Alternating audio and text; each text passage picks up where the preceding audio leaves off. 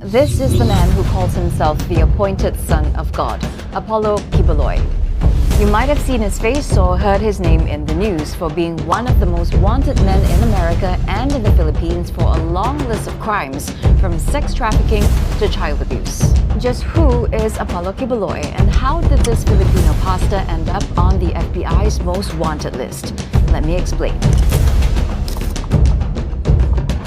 Apollo Quiboloy is widely known in the Philippines for being a charismatic televangelist. That is where God saw your life.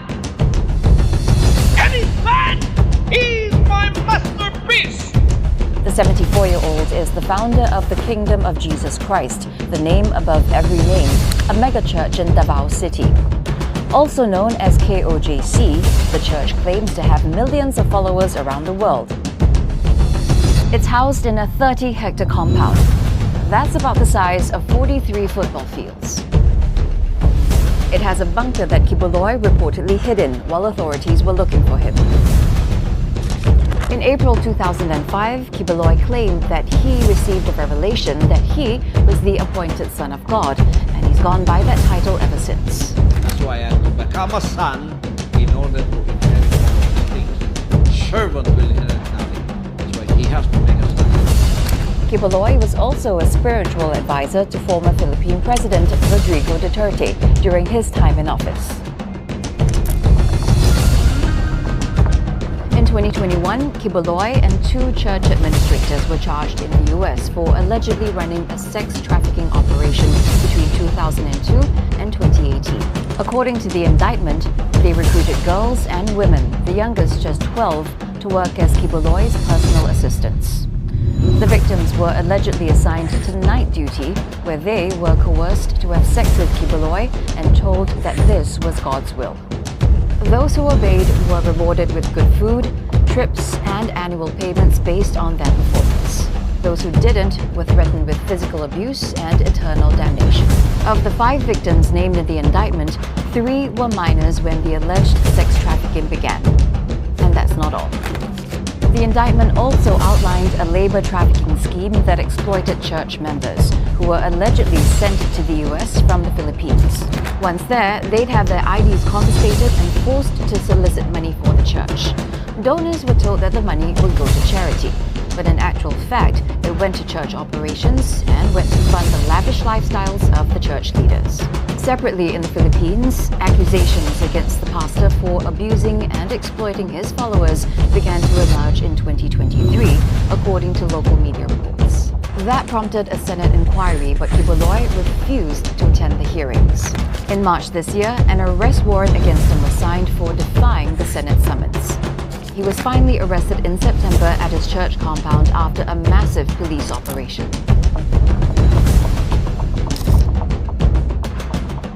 Here's a look at some key dates in the Quiboloy saga timeline.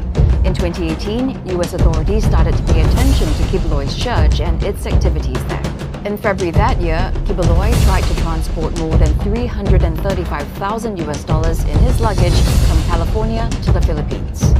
2 years later, in February 2020, 3 top administrators of KOJC were charged by a US federal grand jury for overseeing a labor trafficking scheme.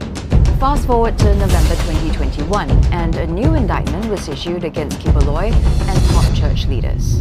They were charged with running a sex trafficking operation involving children, among other charges. It also alleged that young women and girls were forced or coerced into having sex with Quiboloy. Not long after, in January 2022, Quiboloy, along with 2 of his top aides, made it to the FBI's most wanted list. In April 2024, a court in Davao issued arrest warrants for Quiboloy and 5 of his associates for violating the Philippines' anti-child abuse law.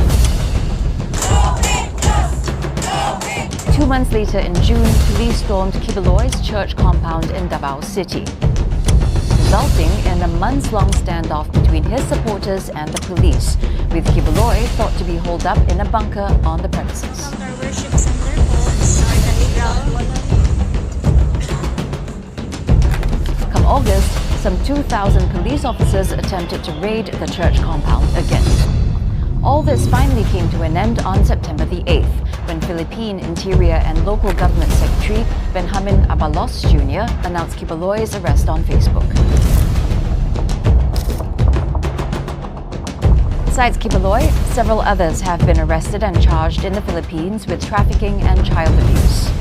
They are Quiboloy's driver and bodyguard Crescente Canada, the church's former chief financial officer Pauline Canada, coordinator Sylvia Samanes, and Quiboloy's close aides Jacqueline Roy and Ingrid Canada. In the US, 8 people other than Quiboloy were named in the 2021 indictment.